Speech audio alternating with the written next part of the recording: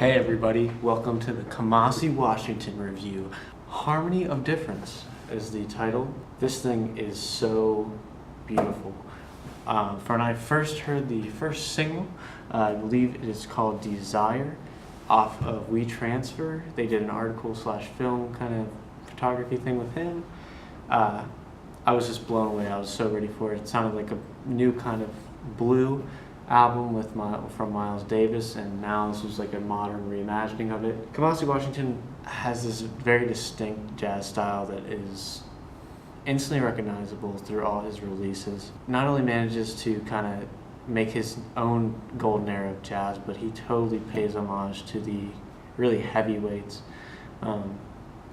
He noodles a lot here, but it's not to the point where it's almost freeform jazz. There's a lot of formation here, actually. And the interesting thing is Kamasi is not actually in the spotlight for the most part.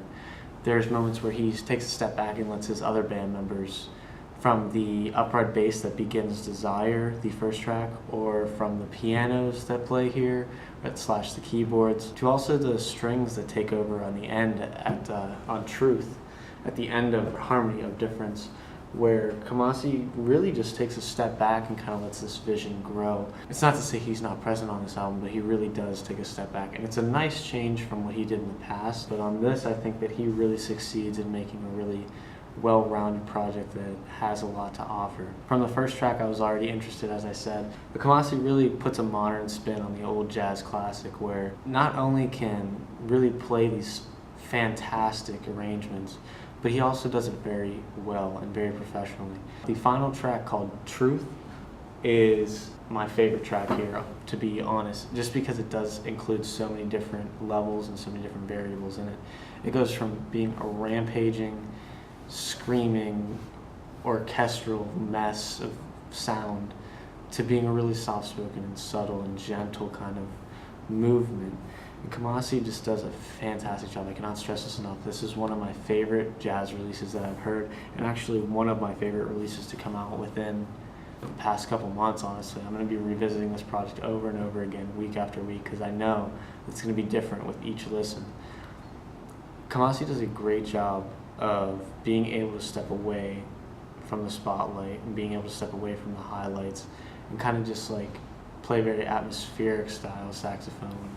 And when he does step into the highlight, he just kills it. I mean, there's nothing here that feels like it drags on for too long or doesn't hold the attention. Especially on the other track, Perspective, where it's this 70s kind of funky, really like bassy kind of like, I love that kind of stuff, and it's really like just a callback to something like Funkadelic or Parliament.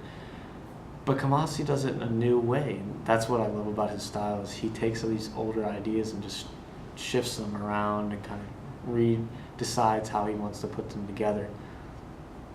Not only is Kamasi a really good asset to this album, obviously, but he's also a very good just background player and can really do some ominous stuff with his saxophone. So the project is 31 minutes in length, and this last track, Truth, is the majority of that. It's 13 minutes, but the 13 minutes is used up very well. He does not waste any time kind of just getting...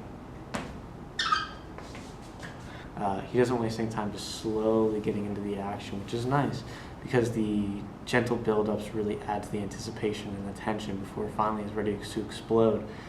And then he jumps in. These voices behind the music that are just very like chant-like, and they really just add this new level of depth that I just was looking for in jazz. His sound is just so iconic already, and I'm always looking for something that he's involved with. I like his style so much, and he's just such a good artist to just throw on in the dead of night when the city's asleep kind of music. Or he's good to throw on for an afternoon, the city's raging. You could throw on something like Perspective or Humility, where these songs are kind of rising in power, becoming more frequent, more, not aggressive, but more, they stand out and they're powerful, but they also don't overpower the mix either. The cuts here, I think, that Kamasi selected and decided to roll with, I think he chose a great job.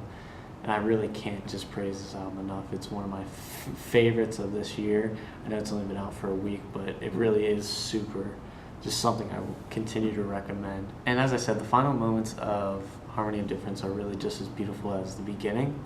Kamasi Washington does a fantastic job of just arrangements and producing, and also just being a background and leading performer here. Kamasi Washington, and that's Music Line. That's really about it. That's all I wanted to say. See you.